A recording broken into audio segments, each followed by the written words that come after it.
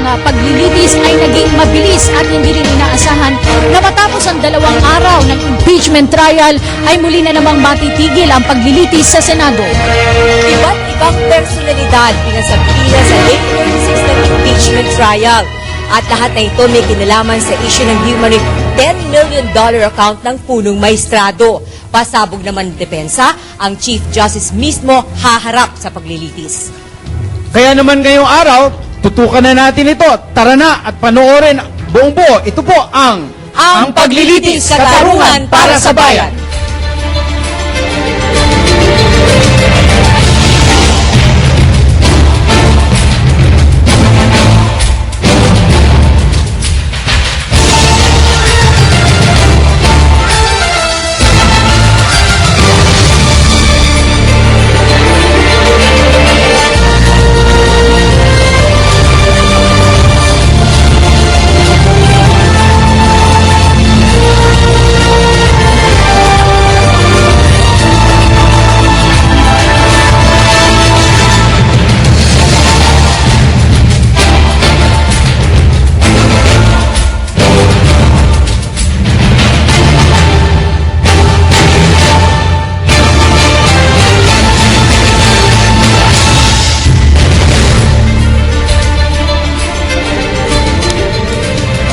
Magandang hapon Luzon, Visayas at Mindanao. Matapos pong mag-resume ang impeachment trial ni Chief Justice Renato Corona ay nagbakasyon muli o nagpahinga ng ilang araw. Ang dahilan para po ipasapina ang mga individual na di umano'y merong impormasyon or merong complaint hinggil sa tinatagong yaman ni Chief Justice Corona. Particularly, ito daw pong $10 million account ng Chief Justice. Kaya yan po ang dahilan, kundi kaya sa Lunes uli magre-resume. Tama yan, Mark. Ako naman po si Cathy San Gabriel. Ang programang ito ay inihahatid namin sa inyo sa pinagsanib na pwersa ng PTV, Radyo ng Bayan, Philippine News Agency, Philippine Information Agency, 15 local radio stations at cable networks nationwide. Kami rin po ay mapapanood nyo via live streaming sa www.ptv.ph. Hihimayin po namin ang pinakamalalaking issue tungkol sa impeachment trial ni Chief Justice Renato Corona. Cathy, maraming nagulat dahil nung nag-resume nga ito, ang plano ay hanggang 10 o'clock in the evening dapat yung trial para tuloy-tuloy. But because of the turn of events, mukhang hindi pa nga umabot ng alas 7, pero hindi tayo nagko-complain dahil marami talagang lumabas na pasabog, which somehow turned the course of this trial parang towards a clear end na mukhang meron ng conclusion inside. Tama ka dyan, Mark. Maraming ang pasabog. Ngunit ang pinakamalaking pasabog na nangyari noong Tuesday ay itong paghahayag ng depensa na tetestigo mismo itong si Chief Justice Renato Corona. Kaya ngayong hapon, pag-uusapan natin itong $10 million account. Pag-uusapan natin itong pagtestigo ni Chief Justice Corona. Siyempre, pag-usapan din natin yung naganap nitong nakaraang ilang araw na nagkaroon nga ng impeachment trial. At tama ka, Mark, yan din marahil ang nais malaman at pag-usapan ng ating mga bisitang estudyante na narito ngayon. Mula sila sa Wesleyan University, UP Baguio, Letran Calamba, Miriam College, Eastern Samar State University, Bicol University, Bataan Peninsula State University at Partido State University. Mamaya aalamin natin ang kanilang mga katanungan mula mismo dito sa studio. Maraming salamat, Nikki. At ilang testigo nga ang humarap nitong pagpapatuloy, Mark, nitong Lunes at Tuesday nitong impeachment trial ni Chief Justice Renato Corona.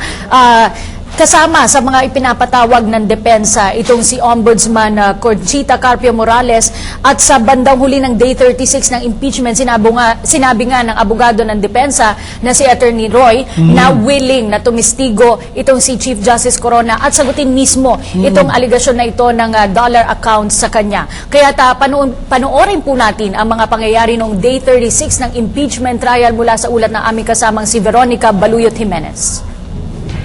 Sa ika-36 na araw na paglilitis si Chief Justice Renato Corona, inahayag ng defense panel na haharap sa korte ang punong maestrado para sagutin ang issue patungkol sa kanyang mga di umano'y dollar accounts. Pinag-usapan din ang mga detalye ukol sa pag-aari ng Basa Guedote Enterprises. Ipinakita ng defense panel na mahigit 70% ng naturang kumpanya ay nabili na ni Carla Corona Castillo noong 2003. Tinawag sa witness stand ang clerk of court ng RTC Branch 216 ng Quezon City na si Lucita Masangka Christie. Pinatotoo ni Christie ang kasong libelo laban kina Jose Maria Basa et al. Kung saan natagpuan silang guilty noong 2001. Inutusan silang bayaran si Mrs. Cristina Corona ng ₱250,000 bilang danyos. Sinabi ni Christie na nag-file ng motion for reconsideration ang mga akusado pero ibinasura ito ng korte. Tinanong ni Enrile kung ano ang connection nito sa impeachment case. This will result in the acquisition of the shares of the Basa Guidote Corporation because of the civil indemnity.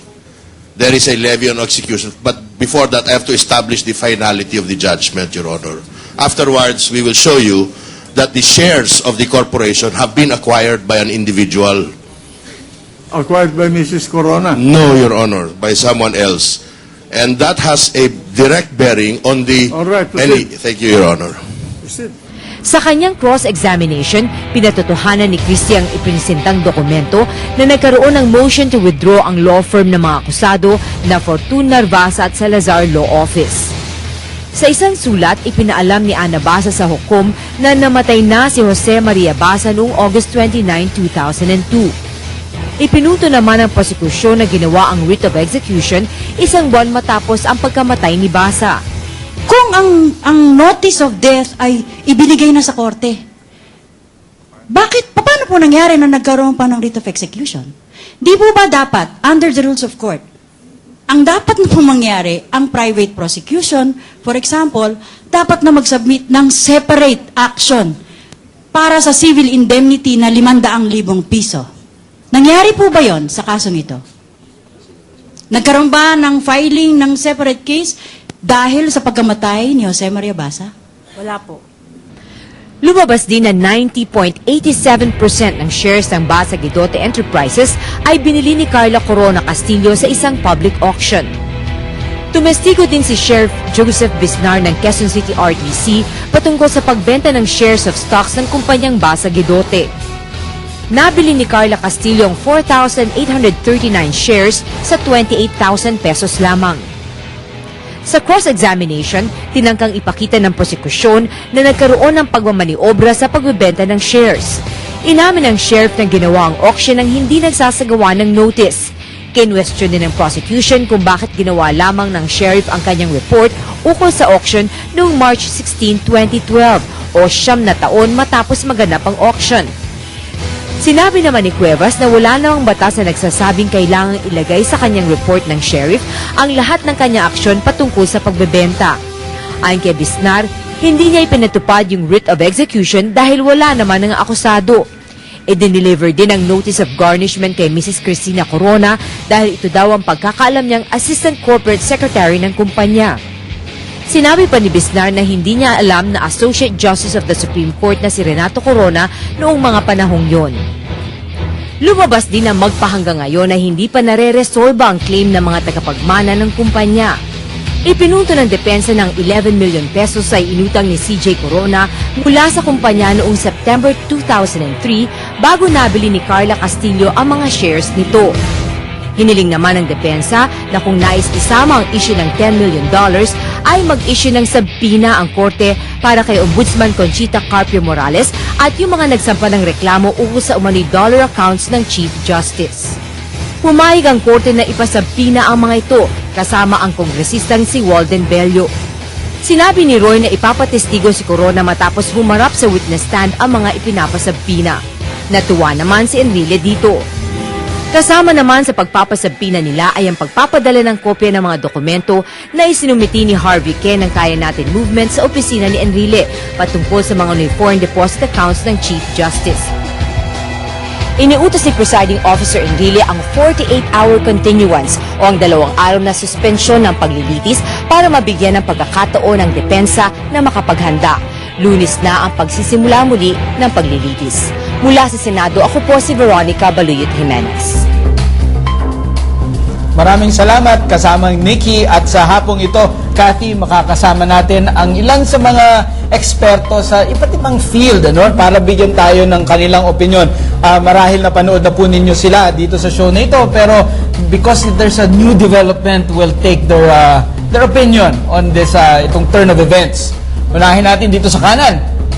Ating, actually masasabi kong paborito kong historian nito Professor Xiao Chua. Magandang hapon sa ating lahat. At kasama pa rin natin mula sa University Student Council ng UP Diliman si Jules Giang. Hi, good afternoon. At tagapagsalita po ng Integrated Bar of the Philippines na kasama natin nung Lunes, yung day of resumption, Attorney Trixie Angeles. Magandang hapon sa inyo lahat. At syempre, para ibahagi pa rin sa atin, Mark, ito regular na sa ating wala. programa. Steady yan, ang steady. kanyang kaalaman sa batas, si Attorney Jennifer Atienza ng Gana Atienza and Avisado Law Office. Magandang hapon po. At ito, napanood niyo po siya in action itong huling araw bago po nag-recess or nagpahinga ng konti para maghanda po sa pagtestigo ni Chief Justice, doing the cross-examination representing the prosecution, private prosecutor, Attorney Cynthia Corazon Rojas. Magandang hapon, Attorney. Magandang hapon po sa inyong lahat. At mula pa rin sa Integrated Bar of the Philippines at isang litigation lawyer, Attorney Bong Ifurong. At kasama din po natin, isa din pong private practitioner, litigator, Attorney Renato Samonte Jr. Magandang hapon. Okay, at hingan nga natin sila unahin natin si Xiao. Siguro dahil inuna natin siyang introduce.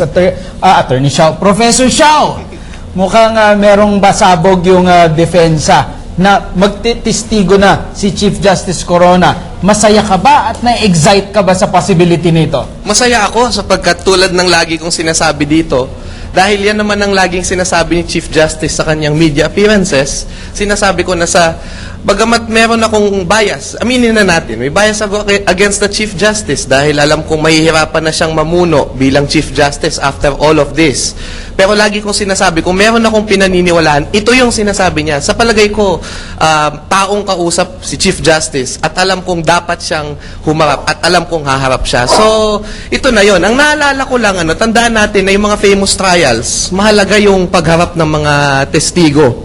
At yung pagharap nila, ina-anticipate talaga yan. At maikli lang siguro, historically, talagang pasabog ang nangyayari. Halimbawa, noong 1923, na si Adolf Hitler ay na-involved sa isang coup d'etat, sa isang putsch. At maraming galit sa kanya sa Germany. Pero nung narinig siyang magsalita doon sa kanyang defense, talagang doon nag-turn ng events at talagang naging popular siya. After 10 years, siya ng chancellor ng Germany. Noon yung isang political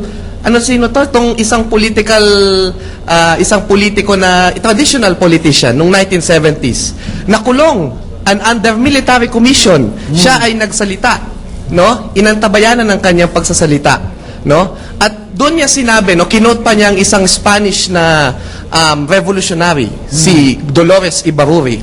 I shall die on my feet with honor. I would rather die on my feet with honor than live on bended knees in shame. Well, after that speech, mukhang nagkaroon ng mga sympathy at kumalat yung speech niya sa buong Pilipinas. And this is Ninoy Aquino, isang traditional politician. So, maraming, makasaysayan ito at pag-aaralan ang defense speech niya, ang sasabihin niya sa korteng ito ng mga susunod na henerasyon. Kaya mahalaga ito. Ayos. Nabanggit ni Professor Xiao yung susunod na henerasyon, itong si Jules. Gusto nating malaman, sila yung nagawa ng survey noon. At sinabi na niya dati dito sa ating programa na siya mismo gusto niyang marinig ang testimonya ng punong maestrado. Ikaw, Jules, ano yung mga gusto mong malaman mula mismo kay Chief Justice Corona? Well, unang-una, sobrang natutuwa ako at na-excite din kasi sa tingin ko napapanahon na para lumabas na mismo sa korte si Chief Justice kasi sobrang tagal na, di ba? More than 30 days na. Tapos ang daming mga pasikot-sikot pa para mas mapatagal, para mas madepensa. So I think it's about time na siya na mismo magdepensa sa sarili niya kung naniniwala siyang totoo